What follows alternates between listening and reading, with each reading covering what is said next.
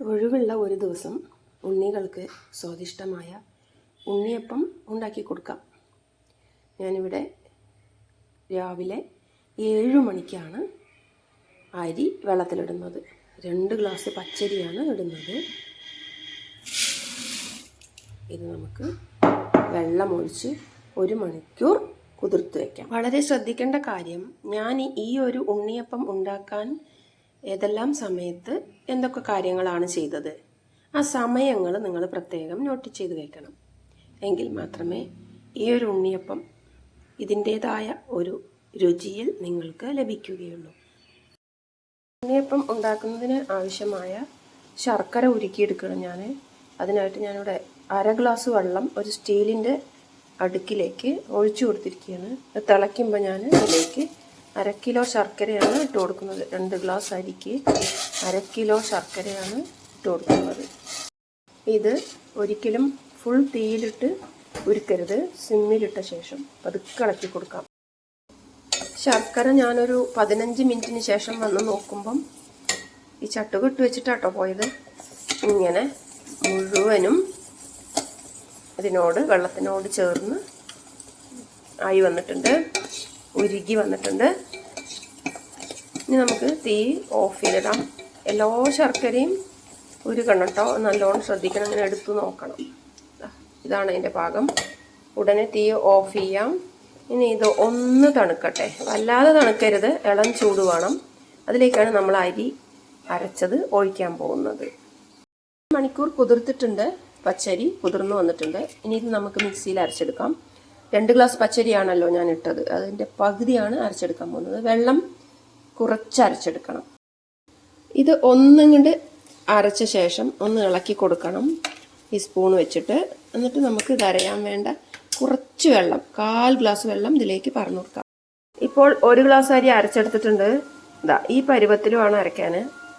ഒരു തരി പോലും പാടില്ല, നന്നായിട്ട് അരയണം. ഈ ഒരു പേസ്റ്റ് രൂപത്തിലാണിത് അരച്ചെടുക്കേണ്ടത്. ഇത് നമുക്കൊരു പാത്രത്തിലേക്ക് പറഞ്ഞിട്ട് അടുത്ത ഗ്ലാസ് അരിയും ഇതുപോലെ അരച്ചെടുക്കണം. അപ്പോൾ ഇതൊരു പാത്രത്തിലേക്ക് ഒഴിച്ചിരിക്കുകയാണ്. ഇങ്ങനെ ഇളക്കുമ്പോൾ ഈ പരുവാണ് കേട്ടോ മാവിന്. അപ്പോൾ 2ാമത്തെ ഗ്ലാസ് അരിയും അരച്ചെടുത്തിരിക്കുകയാണ്. നന്നായിട്ടൊന്ന് മിക്സ് ചെയ്ത ശേഷം നമുക്കിതിലേക്ക് ഇളം ചൂടുള്ള ശർക്കര ഉരുക്കിയ ശർക്കര പാവ് ഒഴിച്ചു കൊടുക്കാം. ഇത് ഒഴിച്ചു കൊടുക്കുമ്പോൾ ഇത് നമ്മൾ ഒരിക്കലും ഇളക്കരുത്. കാരണം ഇതിൻ്റെ അടിയിൽ കല്ലുണ്ടാവും. മേലെ ഇങ്ങനെ പതുക്കെ ഒഴിച്ചു കൊടുക്കാം. അത് കമഴ്ത്തി പിടിക്കരുത്, ഇങ്ങനെ സൈഡാക്കി പിടിക്കണം. അപ്പം ഇങ്ങനെ പതുക്കെ പാവ് ഇങ്ങനെ ഒഴുകി വരും. ഈ അടി എത്തുമ്പോൾ ഒന്ന് പൊക്കി പിടിക്കണം. എന്നിട്ട് പതുക്കെ ഇട്ട് കൊടുക്കാം. ഇതിൻ്റെ അടിയിലുള്ള കല്ലുകളൊക്കെ നിങ്ങൾക്ക് കാണാൻ കഴിയും. ഈ കല്ലുകളൊന്നും നമ്മൾ ഇതിലേക്ക് ഒഴിക്കാതിരിക്കുക. അതിന് ശേഷം ഇത് നല്ലോണം ഇളക്കി കൊടുക്കുക.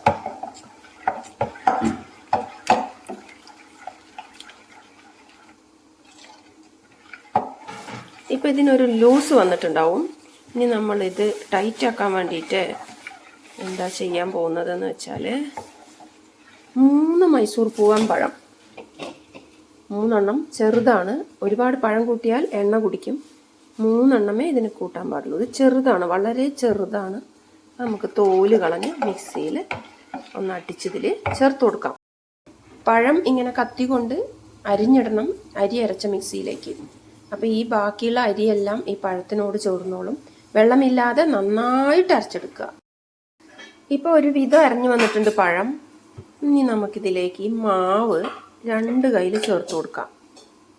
ഈ പഴം നല്ല പേസ്റ്റ് പോലെ അരയാൻ വേണ്ടിയിട്ടാണ്. ഇതിന് ശേഷം നന്നായിട്ട് അരച്ചെടുക്കുക. ഇപ്പോൾ നോക്കി നോക്കൂ, പഴത്തിൻ്റെ ഒരു അംശം പോലും ഇല്ലാതെ ഇത് നന്നായിട്ട് അരഞ്ഞു. ഇനി നമുക്ക് ഈ ഒരു പേസ്റ്റിലെ ഈ ഒരു മിശ്രിതത്തെ നമുക്ക് ഈ മാവിലേക്ക് പറഞ്ഞു കൊടുക്കാം.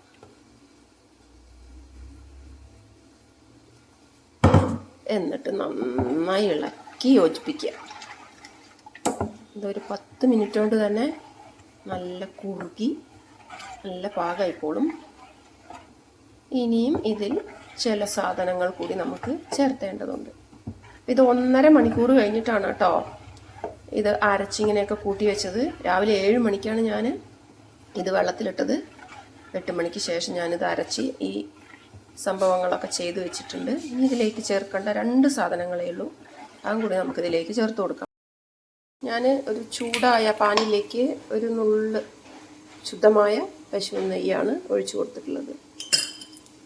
അതിനുശേഷം ഇതിലേക്ക് ഞാൻ വറുത്തെടുക്കാൻ പോകുന്നത് നാളികേരമാണ്. 1/2 മുറി നാളികേരം ചെറുതായി പൂണ്ടെടുത്തതാണ്. ഈ ഒരു ഉണ്ണിയപ്പത്തിന് ഏറ്റവും നല്ലത് നമ്മുടെ കൊട്ടത്തേങ്ങയാണ്. അതിപ്പോൾ കിട്ടാനില്ല, വേനൽക്കാലത്താണ് അത് ഞാൻ ചേർത്ത് കൊടുക്കാറ്. അപ്പം ഞാൻ സാധാരണ നമ്മുടെ വെള്ളമുള്ള തേങ്ങ തന്നെ പൊട്ടിച്ച് 1/2 മുറി ചെറുതായി പൂണ്ടെടുത്തതാണ്. ഇത് നന്നായിട്ട് കറുത്ത കളറ് വരുന്ന വരെ നമ്മൾ മൊരിച്ചെടുക്കണം. ഇതോടൊപ്പം ഞാൻ ഒരു 4 ഏലക്കായുടെ തരിയാണ് ചേർത്ത് കൊടുക്കുന്നത്.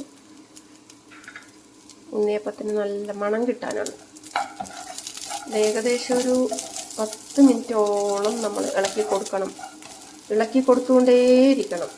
നല്ലോണം കരിയുന്ന ഒരു കളറാവുകയും അരുത്. ഇപ്പം ഇത് പാകമായിട്ടുണ്ട്. ഇതിങ്ങനെ പൊട്ടി പൊട്ടി വരുന്നൊരു ശബ്ദം നിങ്ങൾക്ക് കേൾക്കാം. ഈ കളറ് വരുമ്പം നമ്മളിത് ഓഫാക്കണം. ഇത് ഒന്ന് തണുത്ത ശേഷം നമുക്ക് ഈ ഉണ്ണിയപ്പത്തിൻ്റെ മാവിലേക്ക് ചേർത്ത് കൊടുക്കാം. അപ്പോൾ ഇതിലേക്ക് ഇനി ഇട്ട് കൊടുക്കാൻ പോകുന്നത് ഈ വറുത്ത നാളികേരമാണ്. ഇപ്പോൾ ദാ ഇങ്ങനെ ഒരു പേസ്റ്റായിട്ട് മാറിയിട്ടുണ്ട് മാവ്. ഇതിലേക്ക് ഈ വറുത്ത് വെച്ച നാളികേരക്കൊത്തും ഏലക്കായും ഇട്ട് കൊടുക്കാം. നല്ലപോലെ ഇളക്കി യോജിപ്പിച്ച ശേഷം ഞാനിത് ചുട്ടെടുക്കാൻ പോകുന്നത് 4:30ക്കാണ്. ഉച്ചയ്ക്ക് ശേഷം 4:30-5 മണിയോട് കൂടിയാണ്. അതുവരെ ഇതിങ്ങനെ ഇരിക്കട്ടെ. ഇത് ചുട്ടെടുക്കുമ്പോഴും ഇതിൻ്റെ അടി ഇങ്ങനെ ഇളക്കിക്കൊണ്ടേയിരിക്കണം. ഈ മാവ് കല്ലിച്ച് നിൽക്കും അടിയിൽ. ഇതിങ്ങനെ പൊന്തി വരും. 4 മണിക്കൂർ 5 മണിക്കൂർ കഴിയുമ്പോൾ പൊന്തി വരും. അപ്പോഴാണ് നമ്മളിത് ഉണ്ടാക്കുക കേട്ടോ. പിന്നെ പ്രത്യേകം ശ്രദ്ധിക്കേണ്ട കാര്യം, അരിയിൽ കല്ലൊന്നും പാടില്ല. കല്ലൊക്കെ കളഞ്ഞിട്ട് വേണം കഴുകി അരയ്ക്കാൻ. അത് പ്രത്യേകം ശ്രദ്ധിക്കുക. 4 മണി കഴിഞ്ഞ ശേഷം ഞാൻ മാവ് നോക്കുകയാണ്. അപ്പോൾ നല്ല പാകമായി വന്നിട്ടുണ്ട്. ഇനി ഇതെങ്ങനെ ചുട്ടെടുക്കാമെന്ന് നോക്കാം. അതിനായിട്ട് എൻ്റെ കുഞ്ഞടുപ്പത്ത് ഗ്യാസിൻ്റെ ചെറിയ ബർണറിലാണ് ഈ ഒരു ഉണ്ണിയപ്പം ഉണ്ടാക്കുന്ന ഇൻഡാലിയത്തിൻ്റെ ചട്ടി വെച്ചിട്ടുള്ളത്. ഞാൻ നോൺ സ്റ്റിക്കിൽ ഉണ്ടാക്കാറില്ല. എനിക്ക് വേണ്ടത്ര ടേസ്റ്റ് കിട്ടിയിട്ടില്ല. പിന്നെ ഇരുമ്പിൻ്റെ ചട്ടി വളരെ വലുതാണ്. അത് ഉപയോഗിക്കാനും ബുദ്ധിമുട്ടാണ്. അതുകൊണ്ട് ഞാൻ ഇൻഡാലിയത്തിൻ്റെ ഒരു ചെറിയ ചട്ടിയാണ് വാങ്ങിയിട്ടുള്ളത്. അത് ചെറിയ കുഴികളാണ്. ഉണ്ണിയപ്പവും ചെറുതായിരിക്കും. അപ്പോൾ ഇതിലാണ് പാകം ചെയ്യാൻ പോകുന്നത്. ചട്ടി വെച്ച ശേഷം നമ്മളിതിലേക്ക് വെളിച്ചെണ്ണയാണ് ഒഴിച്ചു കൊടുക്കാൻ പോകുന്നത്. ഇപ്പോൾ പ്രത്യേകം ശ്രദ്ധിക്കണം, വല്ലാതെ ഈ ഒരു ചെമ്പ്, അതായത് ഈ ചട്ടി നിറയരുത്. ഇത്രേ പാടുള്ളൂ. കാരണം ഉണ്ണിയപ്പം പകരുമ്പോൾ ഈ എണ്ണ തൂവി അടുപ്പിൻ്റെ പുറത്തേക്ക് പോകാൻ സാധ്യതയുണ്ട്. അതുകൊണ്ട് കുഴി ഏകദേശമൊക്കെയാണ് നിറഞ്ഞിട്ടുള്ളത്. നടുക്കിലെ കുഴി കുറച്ച് നിറയാനുണ്ട്. ഈ കുഴി നല്ലോണം നിറഞ്ഞിട്ടുണ്ട്. അത് ഒഴിക്കുമ്പോൾ ചില കുഴികളിൽ കുറച്ച് കുറഞ്ഞു നിന്നോട്ടെ. ഇതെന്തിനാണെന്ന് വെച്ചാൽ ഇതിലേക്ക് ഞാൻ കുറച്ച് നെയ്യ് പകരാനാണ് പോകുന്നത്.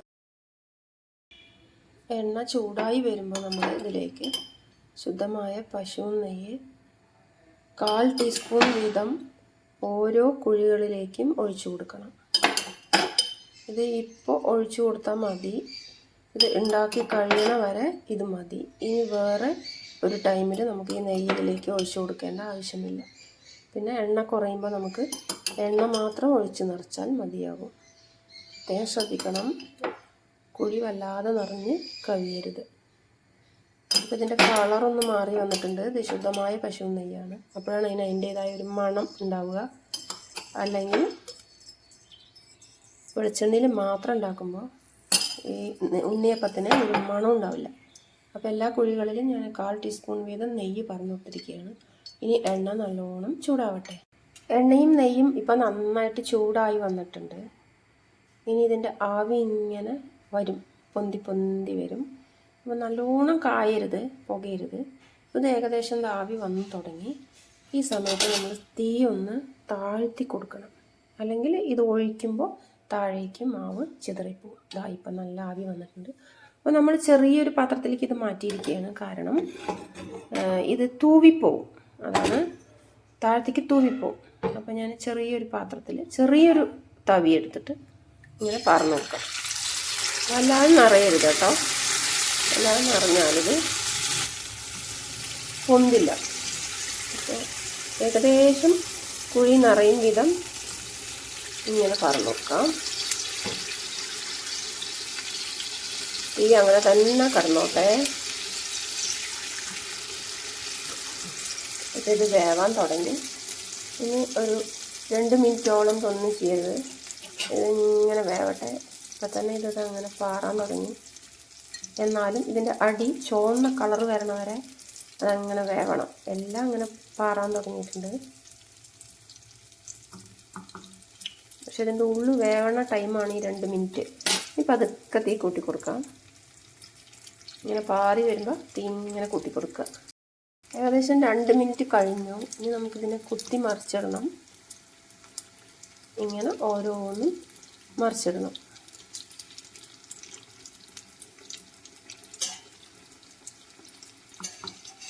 ഇത് എണ്ണ ഒട്ടും കുടിക്കില്ല, എണ്ണ അതുപോലെ തന്നെ ഉണ്ടാവും.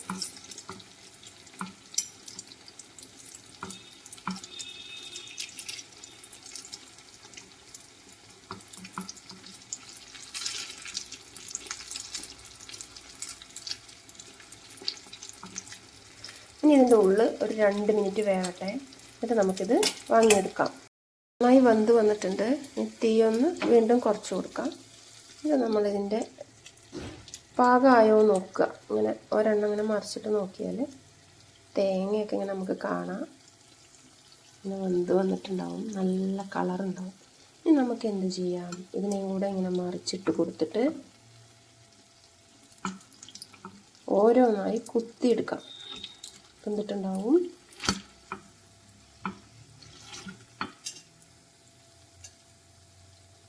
ഇത് എണ്ണ ഇങ്ങനെ ഇതിൻ്റെ ശരീരത്തുനിന്ന് താഴത്തേക്ക് ചാടി കഴിയുമ്പോൾ നമുക്ക് ഈ പാത്രത്തിലോട്ട് മാറ്റാം.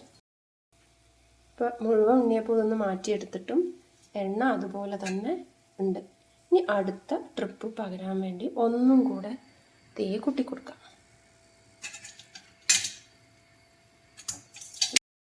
അപ്പം നമ്മുടെ ഉണ്ണിയപ്പം എല്ലാം റെഡി ആയിട്ടുണ്ട്.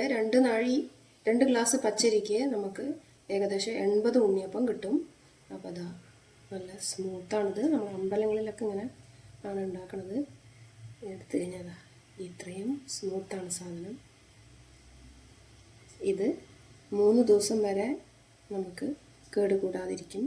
ഫ്രിഡ്ജിൽ വെക്കുകയാണെങ്കിൽ 1 മാസം വരെ ഇരിക്കും. നാളേക്കാണ് ഇതിന് ടേസ്റ്റ്. ഒരു ദിവസം വെച്ച് കഴിയുമ്പോഴാണ് നല്ല ടേസ്റ്റ് ഉണ്ടാവുക. നല്ല നെയ്യിൻ്റെ മണവും ഒക്കെയുള്ള കുഞ്ഞൻ ഉണ്ണിയപ്പം. ട്രൈ ചെയ്യൂ ഗൈസ്.